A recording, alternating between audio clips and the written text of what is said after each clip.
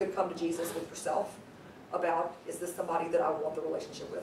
If they're on your database, they should be able to pick up the phone and call you in the middle of the night and you go help them, right? We're supposed to care about these people. So you recommend not putting anybody in your database that might have been, kind of a warm, cold lead? Because we get leads from, Tiger Leads and Zillow, and I call people. Do you recommend not putting them in? I would keep 2 databases. I would keep the database that you're going to actively work, and then the database you're going to put on autopilot. Okay. Because if someone doesn't return your phone call for 4 months and you've called them 19 times, you don't necessarily want to stop emailing them or the drip campaigns, because they may come out of the blue and it's not costing you anything. But you certainly do not want to waste your time trying to call them or trying to get in touch with them when you can get in touch with somebody that you know is going to give you a referral. So I kind of set up 2 different ways. Remember, this is people you know, like, trust, and have a relationship with you, the people that know you. This is what this part is being built off of. So the other part of it, the cold leads and things like that, different system. And it requires a different system. That's not going to work for this. This is all about getting to know people, building a deeper relationship with people you already know, and building that deeper relationship through conversations and interactions. But I would track it just with an Excel spreadsheet, and I literally have, sorry, I'm going off over here. When I go and I'll do my, I'll literally take a stack with me, and I'll take envelopes, and I'll already address them, and I'm writing the cards in between, and I'm sticking them in, and I've even got the stamps on them. When I go meet with them, I stick them in the mailbox when I leave, and that's counts 1 and 2. Right, so now I don't have to worry about that set of people again for another 2 weeks. So when you're doing things like that and you're double dipping, where you're having the phone call and you're writing, well, that's 2 touches. Give it a couple days, throw it in the mailbox. When you're meeting with them, and then you want something to go to a couple days later to them, that's 2 touches. So you're not having to do major engagement or major interactions with them over and over and over again. It's just, you're just touching them. You just want them to think about you. The other thing that I do, and I've used this one quite a lot, is if I can't get in front of somebody, if their schedules are just so busy and don't allow it or mine doesn't allow it, I will video text them. And I started doing that about 3 years ago. I will video text. I will be driving down the road. I will have a list of names of people that I want to talk to that day. And while I'm driving down the road, I'll be like, hey, I'm at a stop sign. I am not texting while driving, right? Just wanted to reach out, tell you X, Y, and Z. I miss your face. I want to let you know termite came out okay. Hey, I was just thinking about you because I drove by that house we looked at 3 years ago. Whatever, right? Quick video text. Makes you be concise. Hit send. With people that are professional people, I will say, hey, I didn't want to bother you at work, but I wanted to make sure you knew I was thinking about you, and I thought about our conversation last week, or I thought about the last time we talked and you asked this, and blah, blah, blah, blah, blah. Whatever your answer is, I just wanted to send this so that you could get it when you had time to read and listen to it, right, and go. It was so funny because I did that one time to a VP of sales for a technology company, and I just said, hey, I know you're in meetings all day, I didn't want to bother you, I just wanted you to know that, X, Y, and Z, what's going on with the transaction. But if you need me, let me know. But otherwise, we're on autopilot until this date, and then you'll hear from me again. So I told him what I was going to do. I put it in my calendar that I was going to do it. Sent him the video of me while I'm driving down the road. Look over a couple times and hit send. It was so funny. I got 3 texts later that day from people that worked for him that I did not even know worked for him, because he goes, people, let me show you what my real estate agent did, and why are y'all not doing this? Because he's VP of sales, and he plays it like this in the middle of their meeting. So they're like, ha ha ha, we saw your note. I'm like, what are y'all talking about? So I finally called somebody, and they're like, yeah, he was in the middle of this meeting, and he played it. I was like, oh, that was slightly embarrassing. But did it make an impact? Yes, it made an impact. You're looking for ways that you can make an impact, either a huge impact, if you've got to spend a lot of time, or you can make a small impact in a short amount of time. Either one's totally okay. But if you're on the 8 and 8, then you need to be able to make a short impact in a short period of time. Does that make sense? Be consistent. You can't start it and then never talk to them again, because then you'll be the person that jumps in and out of their lives. Pick the people you care about most because it's easier. If you look at somebody's names and you're like, I got nothing, I don't know who this person is, I don't know why they're on my database, then put them on another database. Or pick up the phone and call them and get me a culpa. I just saw your name and I was thinking about you, and then you just start asking questions. How are you doing? I just hope that something comes back to you. And if it doesn't, then you just got to own up and go, I'm sorry, I've got absolutely no reason why I've got your name here, and I'm really just trying to figure it out. Are you right? If all else fails, you both get a good laugh, and then maybe you get to know somebody new. I mean, but you got to talk to people. All right, so I'm challenging you to commit to this for 4 weeks. 4 touches. Plan your touches. I've already given you 2. Newsletter and rain, right? Giving you 2. Phone call, card. I'm not even requiring the face-to-faces yet, right? Commit to 4. If you do the face-to-faces and jump in, more on you, you get bonus points. But commit to 4 weeks, figure out what you're going to do to 50 people, and jump in and do it. So what were the 4 you want to do? I want you to do the electronic newsletter, the hard copy newsletter, call 50 people in 1 week, and send them a handwritten note behind it. And if you get industrious and decide to do more than 50 people a week, well, with your newsletters, you'll send them to your entire database. You're not going to just send them to 50. Go ahead and send them to your entire database. What system do you get your hard copy newsletter out of? So one of the admins will send the hard copy newsletter out once a month, the first week of every month. Oh, just that one. Okay. Yep, I take Scott's information off, I put mine on. Take his picture off, his contact information off, I put mine on. And then, like I said, I run the labels, have the kids fold them, kids put on the labels, I give them $10. They're happy as a clam. And then I even bring my kid here and she runs them through the postage meter. She loves it. And then out the door they go. But I usually try to get that out the first week because the electronic newsletter goes out the 3rd and 4th week. And you can schedule that as well. Any other questions? But you don't have to limit it to that either. Be creative. Be creative. Figure out what works for you. If you're in a, I don't know, any kind of hobby group, a Bible study, you've got kids in sports and y'all meet regularly. If you meet regularly, incorporate it in. Wear your name tag. I laugh at Paul Mandel. It doesn't matter where he goes. He wears his name tag, right? I told him to from day 1 and he wears it. But it brings up questions. When I'm going out to places, I have shown up on lacrosse fields before with my name tag on. I take my shoes off. I'm coaching. The name tag's still on. And they're like, Coach Sarah, your name tag's still on. And I'm like, oh, I forgot. It really is. I pay no attention, right? Because who sees that? Parents. Parents have to pick the kids up and they have to get their kids home and they've seen the name tag, right? Wear your name tag a lot. It starts conversations. When you are involved in groups, you do it because you want to and because you care and because you have an interest in, but you also need to make your interest and hobbies work for you. I get at least a deal or 2 every season from my parents. They see the name tag, right?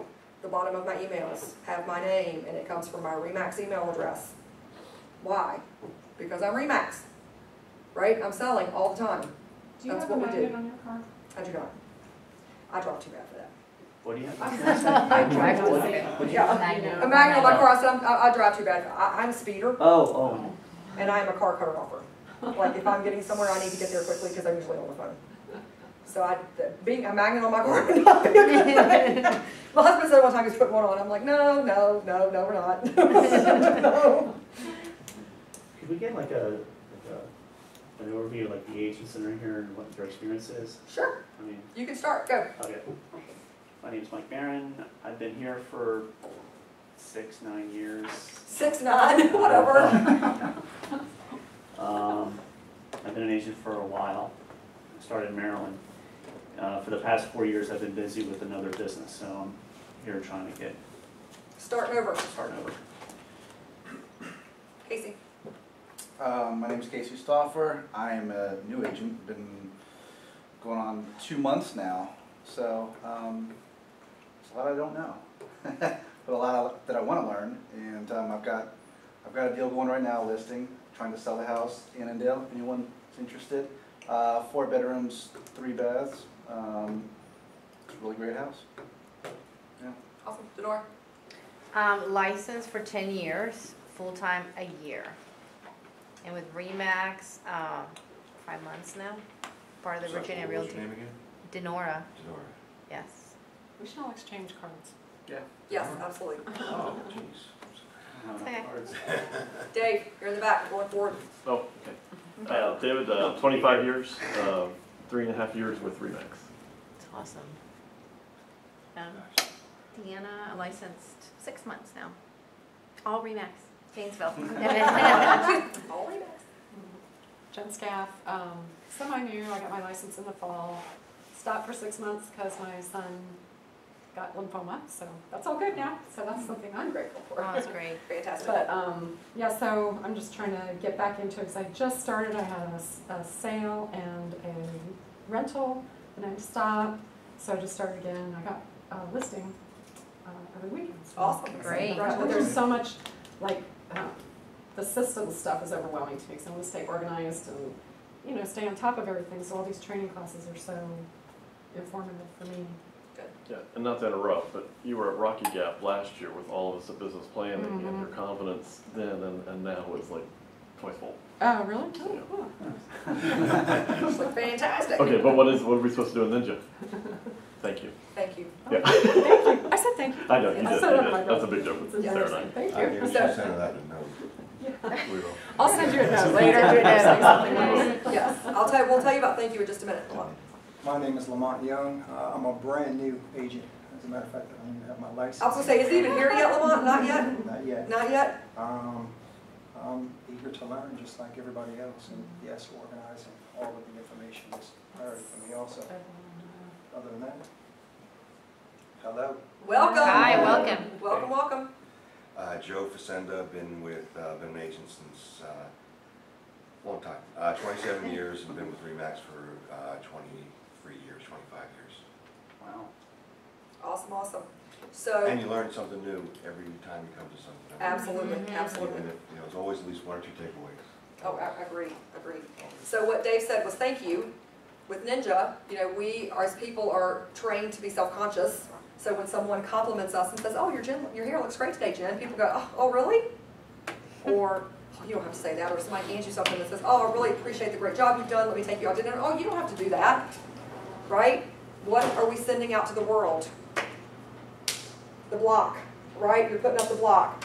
If you want to be open to receiving, don't put up the block. You say, thank you.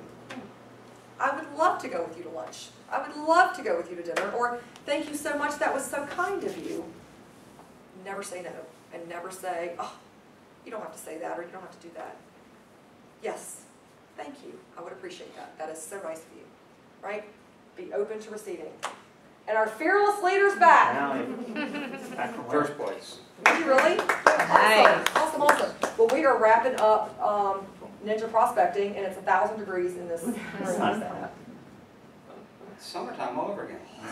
No. What's not to like? But anyway, any questions? So is this a list considered like the prospecting list, or? It is. It's different ways you can prospect. It's not all inclusive, but it's just different ways. Okay, For conversions. I was just curious if farming is something people still do. Well, farming, yeah, it does, but look at the conversion rate. When you're farming direct mail pieces, it's 2,000 to 1. No, but farming isn't one of those. It's a combination. It's a combination of those. thereof, but the majority of people, when they look at farming, they think, oh, I'm just gonna mail into a neighborhood, or I'm just gonna door knock, or walk in the Yeah. neighborhood. So you gotta put a combination of those two together. So, I mean, do you recommend it, or I mean, It's a strategy. I'm not gonna tell you not to do I- it, because it's a strategy and it needs Yeah. to be a piece of your marketing, okay, if that's the way you wanna go. But you are not going to have very many quick hits, just No, not- statistically. no, It's more about who you know and Yeah, yeah. building your database. Yes, sir. And just so it's got, maybe they get lost in the middle is the Go Giver book.